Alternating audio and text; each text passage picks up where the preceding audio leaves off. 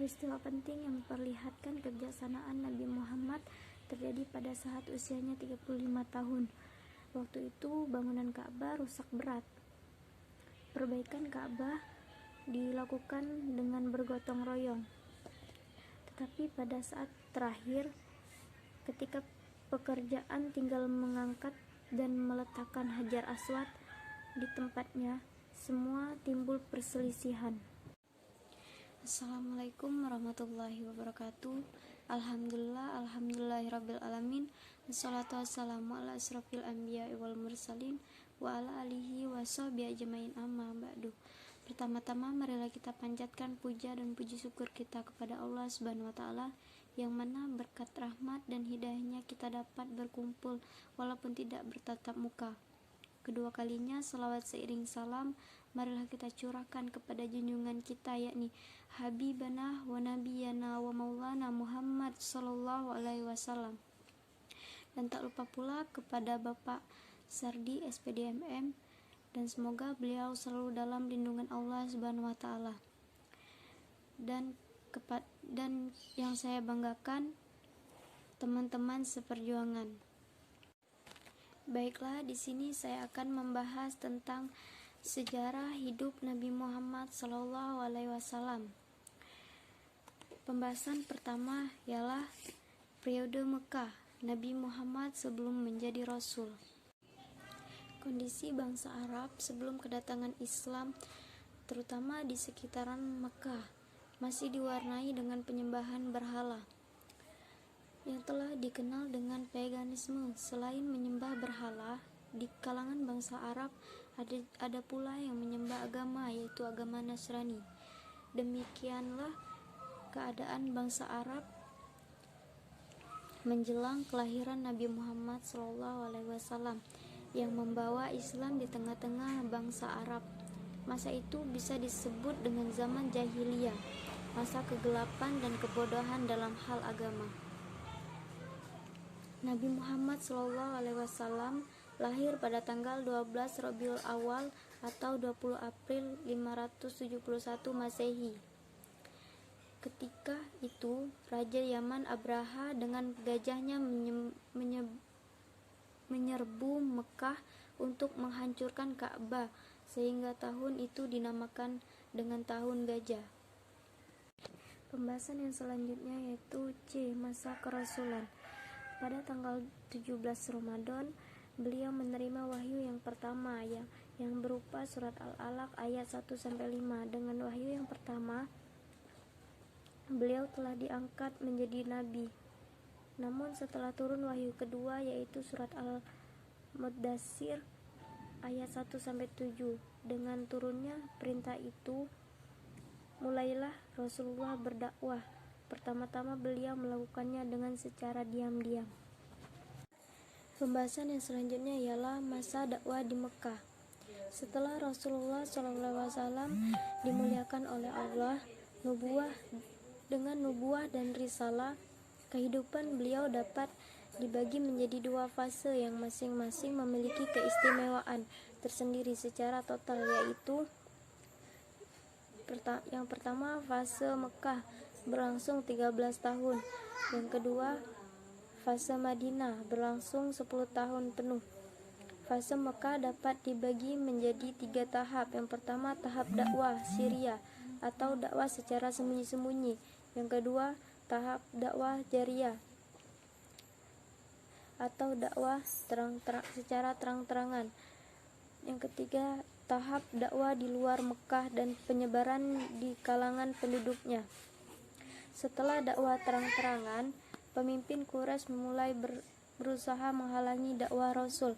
Semakin keras tantangan dilantarkan kaum Quraisy. Faktor yang mendorong kaum Quraisy menentang seluruh dakwah Islam diantaranya adalah: yang pertama, mereka takut kehilangan kekuasaan. Yang kedua, adanya seruan Nabi tentang persamaan hak antara kaum bangsawan dan bangsa hamba sahaya. Yang ketiga, menolak ajaran adanya kebangkitan di hari kiamat. Yang keempat, tidak bisa meninggalkan kebiasaan nenek moyang mereka. Yang kelima, pemahat dan penjual patung memandang Islam sebagai penghalang rizki. Dan yang keenam, dakwah Nabi Muhammad di luar Mekah. Pembahasan yang selanjutnya ialah meninggalnya Abu Thalib. Abu Thalib adalah salah satu paman Nabi dari pihak ayahnya dan merupakan pimpinan kabilah Bani Hashim. Abu Thalib jatuh sakit tak lama setelah Khadijah meninggal. Walaupun ia melindungi Nabi, Abu Thalib sendiri tidak memeluk Islam. Dan di akhir hayatnya, Nabi mengajaknya masuk Islam dengan mengucapkan 2 kalimat syahadat. Adik Abu Thalib, Al-Abbas, juga hadir saat meninggalnya Abu Thalib. Merasa bahwa ia mendengar kakaknya mengucapkan 2 kalimat syahadat, tetapi Nabi tidak mendengarnya. Setelah Abu Thalib meninggal, Nabi ingin berdoa kepada Allah untuk memohon ampunan bagi mendiang pamannya. Tetapi menurut riwayat Muslim, pada saat itu Nabi menerima wahyu dari Allah yang menyebutkan bahwa seorang yang beriman tidak pantas bagi seorang nabi dan orang-orang beriman untuk memohon ampunan Allah bagi orang-orang musyrik, bahkan kerabatnya sendiri. Penjelasan yang selanjutnya yaitu adalah meninggalnya Khadijah. Khadijah binti Khuwailid adalah istri pertama Nabi Muhammad SAW dan istri satu-satunya selama 25 tahun dan hingga kematiannya. Ia meninggal pada tahun 619 Masehi saat berumur 65 tahun. Saat itu Nabi Muhammad hampir berumur 50 tahun dan kejadian ini terjadi tak lama setelah baikon kaum Quraisy terhadap kabilah Nabi, Bani Hashim.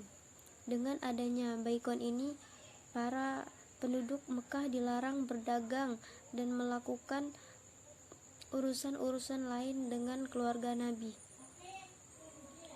Hal ini menimbulkan kekurangan makanan, yang mungkin merupakan salah satu faktor penyebab meninggalnya Khadijah. Pembahasan yang selanjutnya yaitu Isra Mi'raj Nabi Muhammad SAW. Pada tahun ke-11 Allah memuliakan beliau SAW dengan Isra dan Mi'raj. Isra adalah perjalanan Nabi SAW dari Masjidil Haram ke Masjidil Aqsa. Mi'raj adalah naiknya Nabi SAW ke Sidratul Muntaha dengan diwajibkan padanya sholat 5 waktu. Di waktu pagi dari malam Isra itu Jibril mengajarkan kepada Nabi SAW tentang tata cara sholat dan waktu-waktu sholat. Dalam tahun ke-11 Allah Subhanahu wa Ta'ala memuliakan Nabi SAW dengan Isra dan Mi'raj, dan di dalamnya diwajibkan sholat 5 waktu.